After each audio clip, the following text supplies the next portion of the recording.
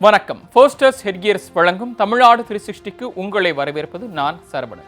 தமிழகத்தில் உள்ள அனைத்து மாவட்ட நிகழ்வுகளையும் விரிவாக பார்ப்பதற்கு முன் முதலில் தலைப்புச் செய்திகளை பார்க்கலாம். கோவிலம்பாக்கம் ஊராட்சி அலுவலகத்தில் பல மணி நேரம் காத்திருக்கும் பொதுமக்கள். கிராம நிர்வாக அதிகாரி நாள்தோறும் பல மணி நேரம் தாமதமாக வருவதாக புகார்.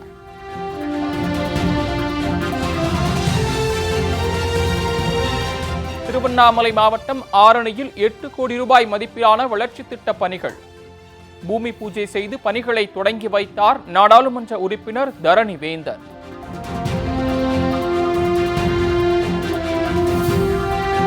மாசுபட்டுள்ள தாமிரபரணி ஆற்று நீரை தூய்மையாக்கும் முயற்சி. இயற்கையாக நீரை சுத்திகரிக்கும் டக்விட் தாவரத்தை ஆற்றில் விட்ட இயற்கை ஆர்வலர்கள்.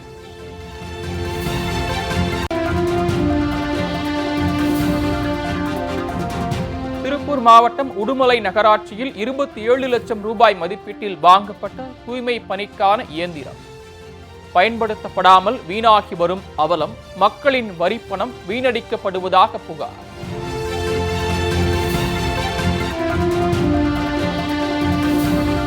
திண்டுக்கல் அருகே செயல்பட்டு வரும் அங்கன்வாடி கட்டிடம் விஷ ஜந்துக்களின் கூடாரமாக மாறியதால் பிள்ளைகளை அனுப்ப மறுக்கும் பெற்றோர்.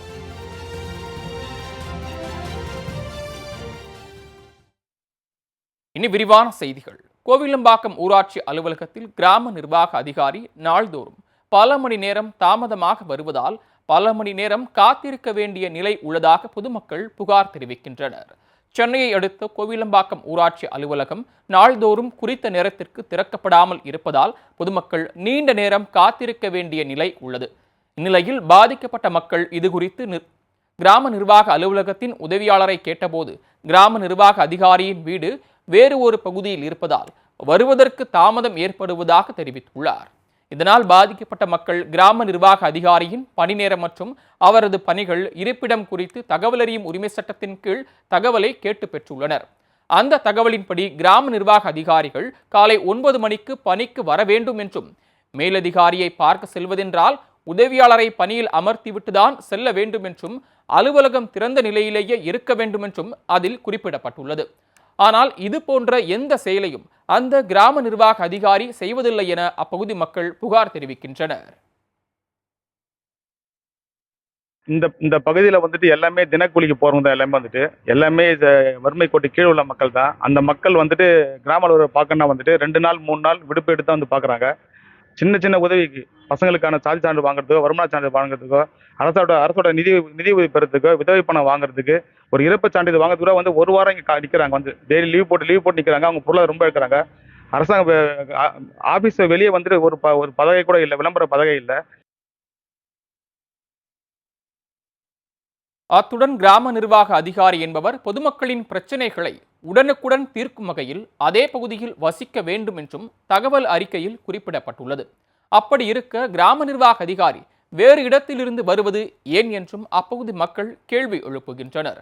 கிராம நிர்வாக அதிகாரியை சந்திக்க விடுப்பெடுத்து வர வேண்டிய சூழல் உள்ளதாக பொதுமக்கள் வேதனை தெரிவிக்கின்றனர். இதற்கு மாவட்ட நிர்வாகம் தலையிட்டு உரிய தீர்வு காண வேண்டும் என்று அவர்கள் கோரிக்கை விடுத்துள்ளனர். நம்ம பணிபுரிய கிராமத்திலே தங்கி பணிபுரியணும்ட்டு உயர்நீதிமன்ற தீர்ப்பு எல்லாம் இருக்கு. அதை வந்து பின்பற்றுறதே ஆமா இதுவருங்க ஹைகோர்ட் ஆர்டர் இருக்கு. இதுவருங்க ஆமா ஹைகோர்ட் ஆர்டர் இருக்கு. ஆனா கிராம நிர்வாக அலுவலகம் தங்கி பணிபுரியதே இல்லை. மக்கள் வந்து 12 மணி 1 மணிக்கு வந்தாங்கன்னா இங்க எதுக்கு மக்கள் வருவாங்க? இ-சேவை மையத்தில் அப்ளை பண்றாங்க, ஒரு சர்டிபிகேட் வேணும், இங்க என்ன ஹோல்ட் பண்ணி வச்சிருக்கீங்க அது சம்பந்தமா பேச வருவாங்க, பட்டா சம்பந்தமா பேச வருவாங்க. ஆனா நேற்று என்னோட நண்பர் ஒருத்தர் வந்திருக்காரு. அவரோட பாட்டிக்கு டெத் சர்டிபிகேட்டுக்கு இது பண்ணிருக்காங்க, அது சம்பந்தமா வந்திருக்காரு. காலையில இருந்து 12 மணி வரைக்கும் இங்க இருந்து வெயிட் பண்ணிருக்காப்புல. 1 இருக்காரு பாருங்க. சாரி 1:05 தான் வந்தா இருக்காரு பாருங்க. ரொம்ப வருத்தப்படுறாரு. ஆரணியில் 8 கோடி ரூபாய் மதிப்பிலான புதிய திட்டப் பணிகளை நாடாளுமன்ற உறுப்பினர் தரணி வேந்தன் பூமி பூஜை செய்து தொடங்கி வைத்தார். திருவண்ணாமலை மாவட்டம் ஆரணி சட்டமன்ற தொகுதியில் அரசின் வளர்ச்சி திட்டப் பணிகள் தொடக்க விழா நடைபெற்றது. இதில் ஆரணி நகரில் உள்ள சூரியகுளம் 5 கோடியே 80 லட்சம் ரூபாய் மதிப்பீட்டில் சீரமைக்கும் பணி, வேலப்பாடி கிராமத்திற்கு நபார்டு திட்டத்தின் கீழ் 2 கோடியே 42 லட்சம் ரூபாய் மதிப்பீட்டில் புதிய தார் சாலை அமைக்கும் பணிகள் தொடங்கப்பட்டன. இந்நிகழ்ச்சியில் ஆரணி நாடாளுமன்ற உறுப்பினர் தரணிவேந்தன் பங்கேற்று பூமி பூஜை செய்து வளர்ச்சி திட்ட பணிகளை தொடங்கி வைத்தார். இந்நிகழ்ச்சியில் ஆரணி நகரமன்ற தலைவர் மற்றும் துறை சார்ந்த அதிகாரிகள் பலரும் கலந்து கொண்டனர்.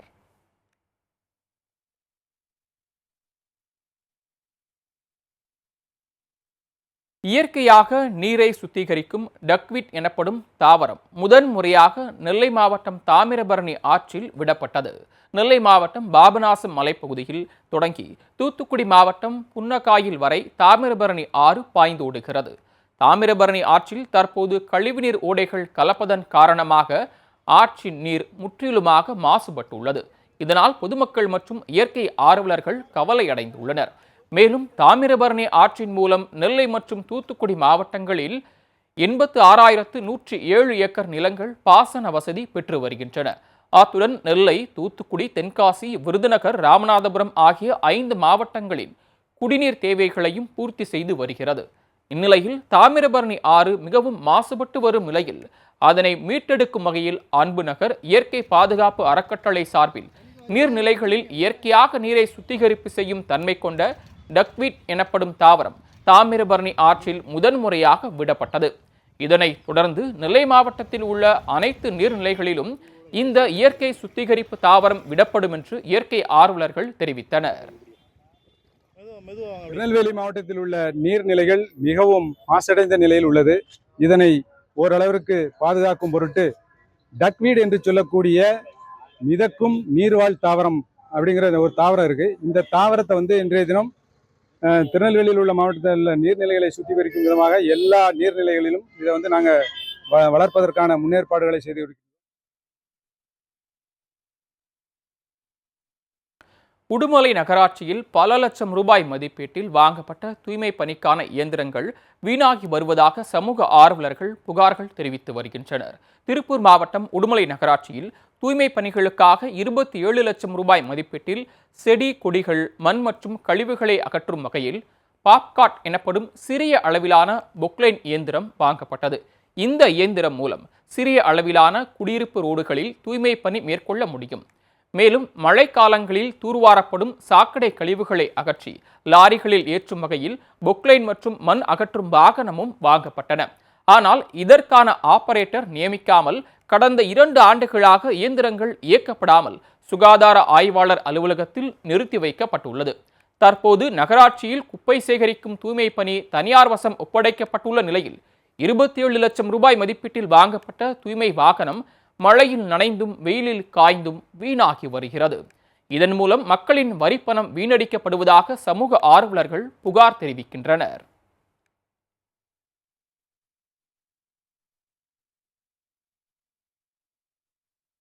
பொன்னேரியை தனி மாவட்டமாக அறிவிக்க உரிய நடவடிக்கை மேற்கொள்ள வேண்டுமென மக்கள் மேம்பாட்டு சங்கத்தினர் கோரிக்கை மனு அளித்துள்ளனர்.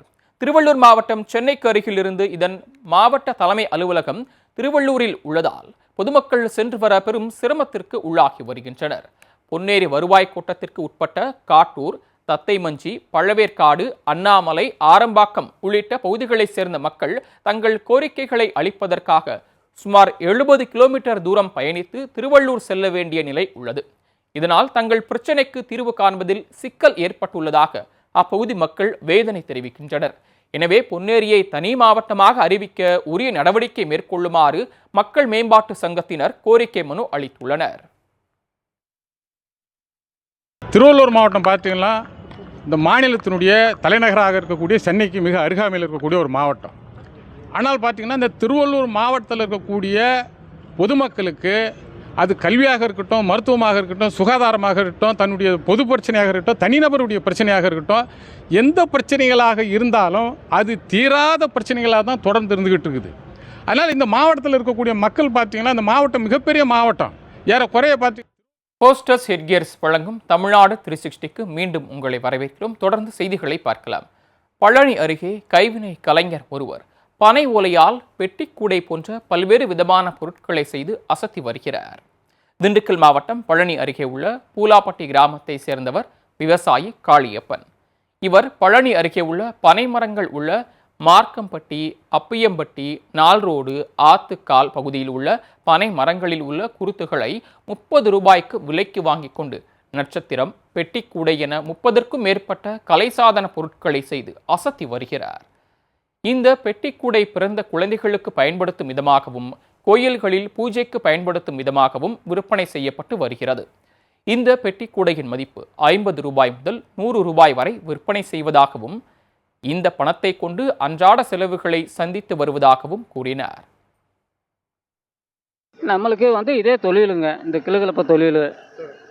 இதையே பார்த்து எல்லாம் பின்னி விற்றுக்கிட்டு அப்புறம் அது ஒரு 2 மாதத்துக்கு பின்னுவனுங்க, அப்புறம் காட்டு வேலைக்கு போயிடுவனுங்க. அவ்வளோதானே. இது கிளுகிழப்ப மண்டகம், அப்புறம் கோபுரம், இந்த மாதிரி பல இது அந்த கிளுகிழப்பையிலேயே பல இதுகளாக வருமுங்க. அதுலேயே ஆமாங்க. பரம்பரையாக நாங்களுக்கு இந்த தொழில் இருக்குதுங்க. மக்கள் அதிகமாக இது விரும்பி வாங்குவாங்க. திருவண்ணாமலை அருணாச்சலேஸ்வரர் கோயிலில் பக்தர்கள் செலுத்திய காணிக்கை 3,52,00,000 ரூபாய் ரொக்கம் மற்றும் தங்கம், வெள்ளி ஆகியவை காணிக்கையாக கிடைக்கப்பெற்றுள்ளது. திருவண்ணாமலையில் உள்ள பிரசித்தி பெற்ற அருணாச்சலேஸ்வரர் கோயிலுக்கு நாள்தோறும் ஆயிரக்கணக்கான பக்தர்கள் வந்து நேர்த்திக்கடன் செலுத்துவது வழக்கம். இந்நிலையில் தை மாத பௌர்ணமி தினத்தன்று பல்வேறு மாவட்டங்கள், மாநிலங்களில் இருந்தும் பல்லாயிரக்கணக்கான பக்தர்கள் வருகை தந்து சுவாமி தரிசனம் செய்தனர். இந்நிலையில் பக்தர்கள் செலுத்திய காணிக்கை எண்ணும் பணி நடைபெற்றது. இதில் உண்டியலில் 3,52,55,000 ரூபாயும், அதேபோல 229 கிராம் தங்கம் மற்றும் 1,750 கிராம் வெள்ளி காணிக்கையாக கிடைத்திருப்பதாகவும், உண்டியல் எண்ணிக்கையில் முதற்கட்ட பணிகள் நிறைவடைந்த நிலையில் 2ஆம் கட்ட பணி தொடரும் என்று கோயில் நிர்வாகம் தரப்பில் அறிவிக்கப்பட்டுள்ளது.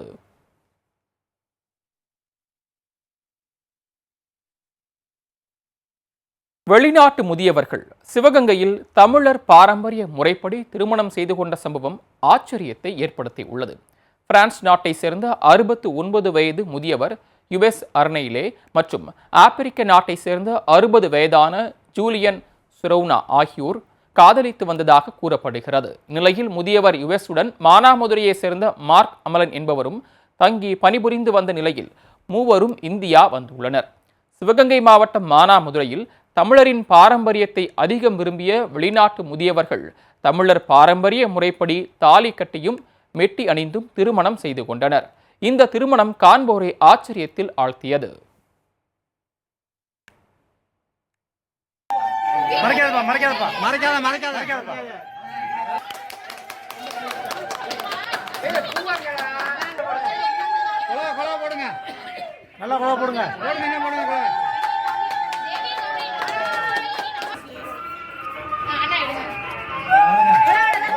சொல்லியிருக்கலாம், நல்லா நீட்டாக இருந்திருக்கும்.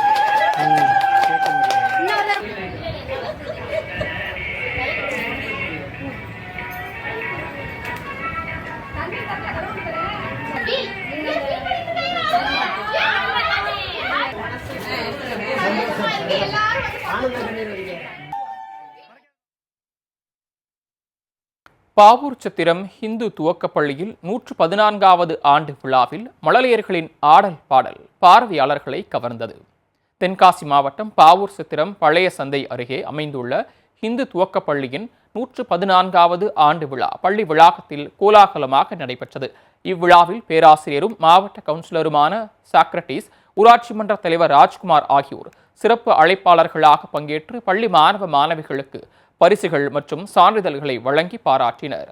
இதனைத் தொடர்ந்து பள்ளியில் பயின்று வரும் மழலை செல்வங்களின் கலை நிகழ்ச்சிகள், ஓரங்க நாடகம், பட்டிமன்றம், தமிழர்களின் வீர விளையாட்டான சிலம்பம் உள்ளிட்ட தற்காப்பு கலைகளை செய்து அசத்தினர். இந்த நிலையில் ஆண்டு விழாவில் மழலையர்களின் கலை நிகழ்ச்சிகள் பார்வையாளர்களை வெகுவாக கவர்ந்தது குறிப்பிடத்தக்கது. போஸ்டர்ஸ் ஹெட்கியர்ஸ் வழங்கும் தமிழ்நாடு 360யில் அடுத்து வருவது உள்ளூர் நிகழ்வுகளை விரைவாக வழங்க வரும் உள்ளூர் எக்ஸ்பிரஸ்.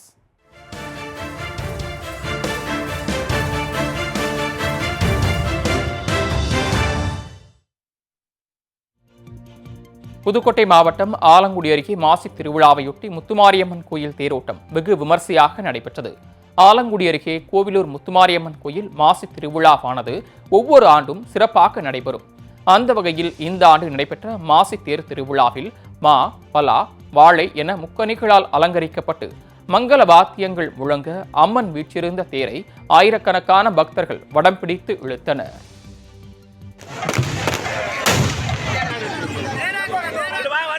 மாரியம்மன்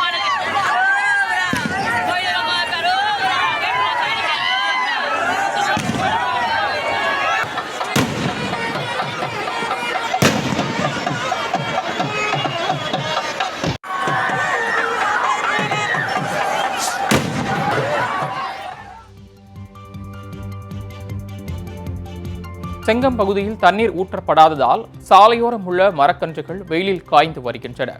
செங்கம் பகுதியில் நெடுஞ்சாலை மற்றும் கிராம சாலை பகுதிகளில் வனத்துறையினர் மரக்கன்றுகளை நட்டனர்.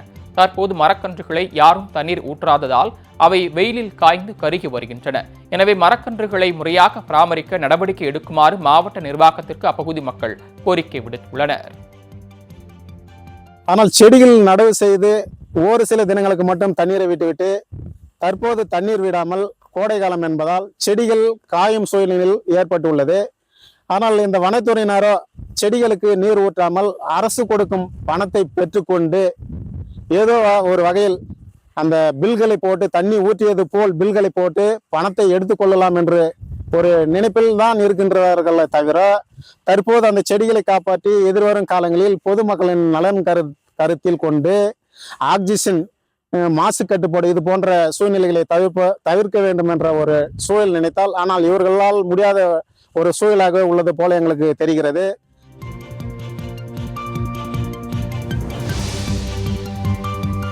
தென்காசி மாவட்டம் சங்கரன் கோயிலில் பூக்களின் விலை வீழ்ச்சியடைந்ததால் கேந்தி பூக்களை விவசாயிகள் குப்பையில் வீசிச் சென்றனர்.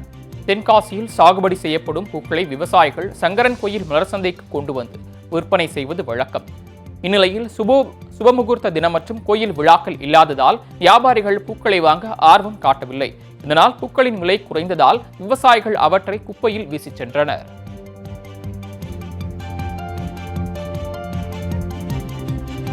திண்டுக்கல் மாவட்டம் நத்தம் மாரியம்மன் கோயில் மாசி திருவிழாவையொட்டி 10,000க்கும் மேற்பட்ட பக்தர்கள் தீர்த்த குடங்களை சுமந்து வந்து சுவாமி தரிசனம் செய்தனர். நத்தம் மாரியம்மன் கோயில் திருவிழா கொடியேற்றத்துடன் தொடங்கிய நிலையில் பக்தர்கள் கரந்தமலை கன்னிமார் திருத்தத்தில் புனித நீராடி தீர்த்த குடங்கள் எடுத்து வந்தனர். பின்னர் அம்மனுக்கு சிறப்பு அபிஷேகம் செய்யப்பட்டது. மேலும் 7 மற்றும் 11, 14 ஆகிய தேதிகளில் அம்மன் சர்வ அலங்காரத்தில் எழுந்தருளி முக்கிய வீதிகளில் ஊர்வலமாக வலம் வருவார். மேலும் இவ்விழாவிற்கான ஏற்பாடுகளை நத்தம் பேரூராட்சி நிர்வாகமும் காவல்துறையினரும் செய்துள்ளனர்.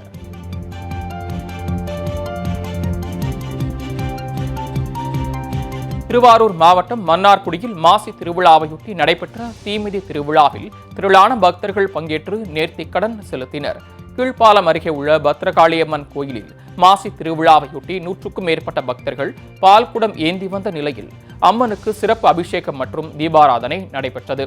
பின்னர் கோயில் வாசலில் அமைக்கப்பட்ட தீக்குளையில் இறங்கி பக்தர்கள் தங்களது நேர்த்திக்கடனை செலுத்தினர்.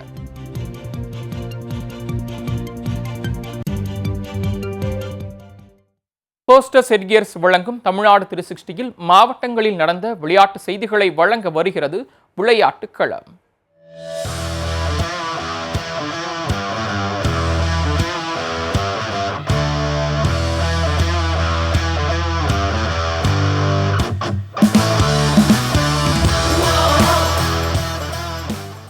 ராமநாதபுரம் மாவட்டம் அருகே நடைபெற்ற மாட்டுவண்டி பந்தயத்தை பொதுமக்கள் ஆர்வமுடன் கண்டுகளித்தனர். ராமநாதபுரம் மாவட்டம் சாயல்குடி அருகே காணிக்கூர் கிராமத்தில் உள்ள பாதாள காளியம்மன் கோயிலில் மாசி களரி திருவிழா நடைபெற்றது. இதனையொட்டி மாட்டுவண்டி போட்டிக்கு ஏற்பாடு செய்யப்பட்டது. பெரிய மாடு, சின்ன மாடு என 2 பிரிவுகளாக நடத்தப்பட்ட இப்போட்டியில் சிவகங்கை, விருதுநகர், தூத்துக்குடி உள்ளிட்ட பல்வேறு மாவட்டங்களைச் சேர்ந்த 17 ஜோடி மாடுகள் பங்கேற்றன.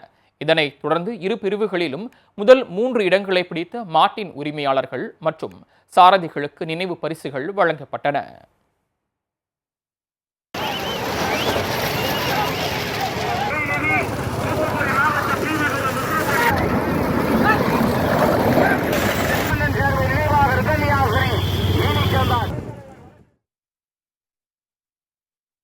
மாநில அளவிலான ஹாக்கி போட்டியில் ஒசூர் தனியார் கல்லூரி அணி முதலிடம் பிடித்து சாதனை படைத்துள்ளது. திண்டுக்கல் மாவட்டம் ஆத்தூரில் உள்ள காந்தி கிராமிய நிகர்நிலை பல்கலைக்கழகத்தில் மாநில அளவிலான ஹாக்கி போட்டி நடைபெற்றது. கல்லூரிகளுக்கு இடையிலான இந்த போட்டியில் கோவை, திருச்சி, திண்டுக்கல், நெல்லை உள்ளிட்ட பல்வேறு மாவட்டங்களைச் சேர்ந்த 20க்கும் மேற்பட்ட அணிகள் கலந்து கொண்டன. இதன் இறுதிப் போட்டியில் ஒசூர் அணியும் காந்தி கிராமிய பல்கலைக்கழக அணியும் மோதின. இப்போட்டியில் ஒசூர் அணி வெற்றி பெற்று சாம்பியன் பட்டத்தை வென்றது. இதனைத் தொடர்ந்து முதல் 4 இடங்களை பிடித்த அணிகளுக்கு கோப்பை மற்றும் ரொக்க பரிசுகள் வழங்கப்பட்டன.